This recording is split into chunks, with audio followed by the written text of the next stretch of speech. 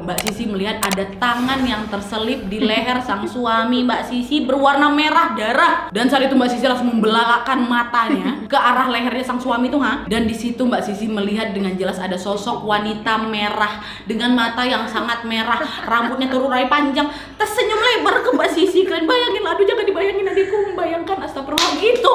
Dan nggak sampai situ aja, dilanjutkan lagi sama ketawa khas Mbak Tuti kayak gitu.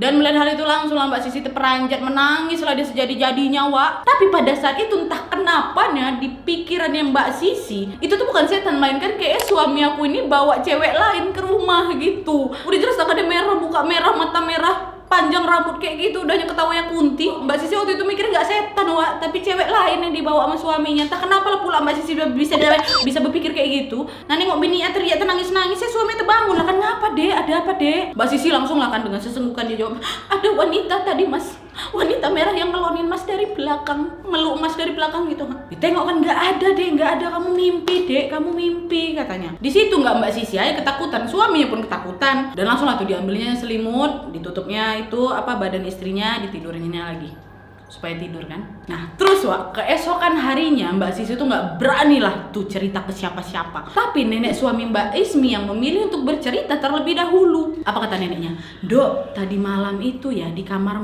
Mbah lihat ada pocong gede banget sampai nembus genteng. Mbah ketakutan sambil manggil Dol. Nama suami Mbak Sisi ini loh. Tapi nggak ada yang datang. Sampai akhirnya pocong kuindo dia jalanin di dada Mbah. Mbah ambil kan gelas di pinggir tempat tidur, Mbah lempar kui pocongnya. Pas Mbah lempar langsung menghilang. Nanti tolong ya cuciin selimut Mbah soalnya basah gara-gara air tadi malam, ke Mbak Sisi. Cerita kayak gitu neneknya. Nah Mbak Sisi dengar itu kaget lah kan, padahal tadi malam masih ingat kan Mbak Sisi nangis sejadi-jadinya, berteriak dia. Tapi kok Mbah nggak nanya kenapa aku berteriak? Berarti Mbah nggak dengar dong suara tangisan Mbak Sisi, padahal rumah kamar mereka kiri kananan. Dan sama sebaliknya, mereka berdua pun Mbak Sisi sama suami tidak mendengar suaranya Mbah pada saat memanggil Dol tadi tuh loh. Udah lah kan, itu keanehan pertama tuh yang Mbak Sisi rasakan. Terus Wak, 2 minggu berselang itu mereka semua sudah melupakan lah kejadian malam itu. Tepat juga di malam Jumat tanggal 26 Mei tahun 2016 mereka lagi-lagi mendapatkan teror, Wak. Nah malam itu sekitar jam 12:30 pagi suami Mbak Sisi ini terbangun kena alarm. Ya memang dia setel untuk nonton bola, Wak. Dan tanpa sepengetahuannya Mbak Sisi. Dah beranjak lah kan suami Mbak Sisi dari tempat tidur.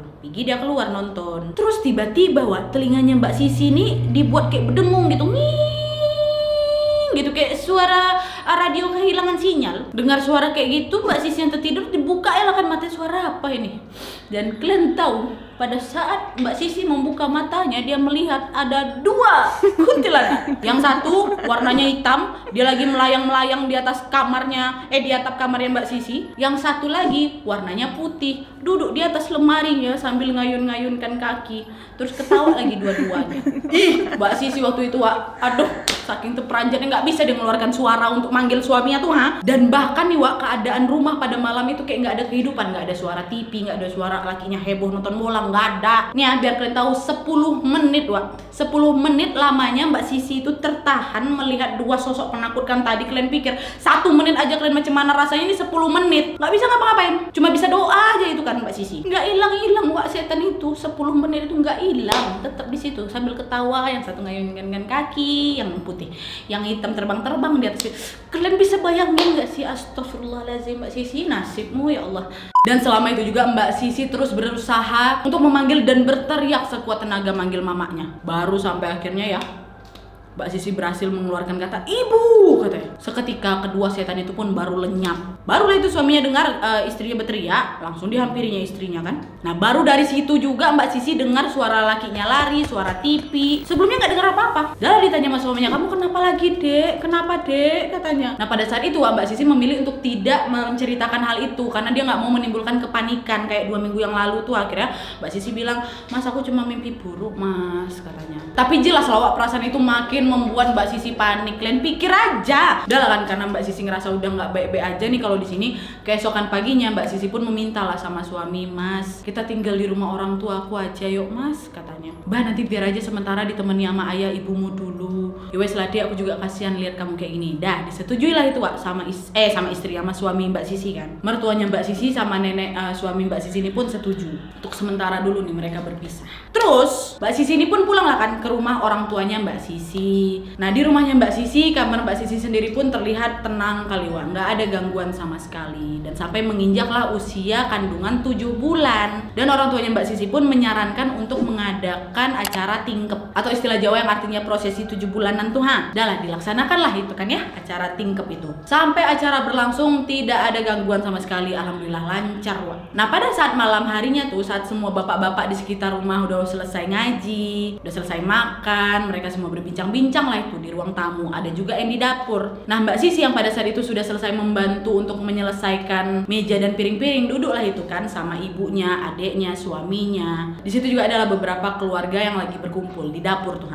Terus tiba-tiba suami Mbak Sisi ini ngomong, masih ingat kan kamu soal yang kamu dihantui di rumahnya nenek? Aku baru dapat cerita dari bapakku Dek. Kalau ternyata kamar yang ditempati sama Mbak Sisi itu dulunya bekas kamar Pak Deku yang sekarang lagi kerja di luar negeri. Kamar itu Dek dulunya dijadiin kamar dukun. Nah Pak D ini memang sering Dek memanggil ada beberapa roh-roh gitulah untuk perawangan. Dan Pak D juga membuka praktek dukun di sana untuk ngirimin santet, untuk ngirimin lintri atau melet-melet orang tuh, dan juga nomor togel Dek. Itu udah terjadi bertahun-tahun yang lalu, tapi Pak D ini lupa ngebuang semua makhluk halusnya, main pergi aja. Terus Dek kata yang di sebelah rumah atau kayak orang tetua di kampung suaminya ini kalau rumah nenek ini dibongkar atau dilakukan renovasi besar-besaran. Makanya itu Dek kenapa juga aku heran rumah ini tuh harus direnovasi gitu.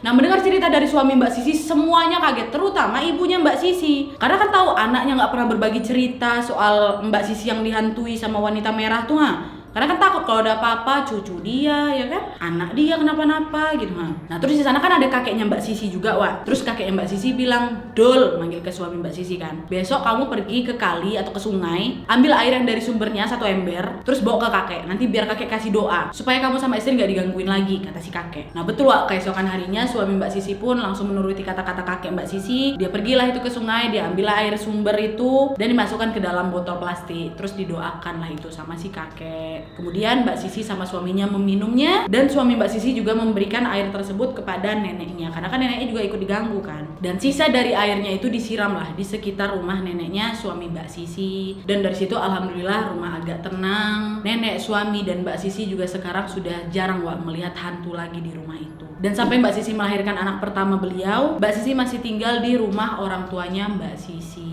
Dan selama Mbak Sisi menyusui anaknya Mbak Sisi ini, sampai saat ini Wak, entah kenapa Mbak Sisi jadi lebih peka terhadap makhluk halus. Dan hal ini pula lah yang membuat Mbak Sisi terbiasa tuh dengan penampakan-penampakan mereka sekarang. Sampai jadi kebiasaan Wak, saking seringnya nengok makhluk halus tuh. Tapi melihat hal itu Mbak Sisi cuma ngucapinnya permisi atau bahkan assalamualaikum gitu. Udah gak ada takutnya lagi, alhamdulillah. Jadi itulah pengalaman Mbak Sisi soal kamar bekas praktek dukun ini Wak. Seram ya. Pak D-nya ini pun satu, dan mau pergi bersihkanlah dulu itu tempatnya. Tapi alhamdulillah Mbak Sisi beserta adik kecilnya baik-baik aja, sang suami juga neneknya juga baik-baik aja. Dan terima kasih sekali lagi Mbak Sisi sudah berbagi cerita di sini. Sorry ya aku samarkan namamu di sini karena aku takut soalnya soal praktek-praktek dukun itu kan sensitif ya. Oke Wak, jadi itu tadi rangkaian 3 cerita unggulan yang aku rasa wah ini epic, harus aku ceritakan duluan nih dari Wawa aku. Thank you ya Wak, Mas Ari, Mas Yuri, Mbak Sisi, terima kasih sudah menambah koleksi cerita horor kami. Dan yang jelas buat kalian yang masih mau mengirimkan cerita-ceritanya, boleh langsung email aja ke nattheomars@gmail.com dengan subjek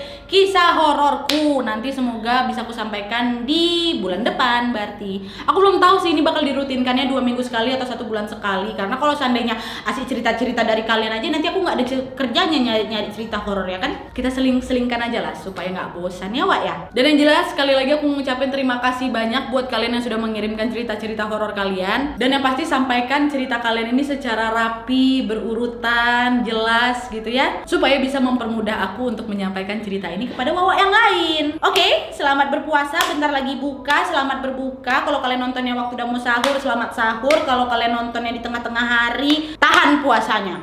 Ya, gitu. Oke, Wak, jadi sekian dulu videonya. Terima kasih banyak yang sudah menonton. Kalau kalian suka video ini, klik like-nya. Sampaikan ide dan saran-saran kalian untuk video selanjutnya di DM Instagram aku. Jangan lupa nyalain notifikasinya supaya kalian tahu kalau aku upload video baru. And as always, jangan lupa untuk klik tombol subscribe, Wak, supaya kalian sama-sama tahu informasi menarik dan menegangkan dari channel aku.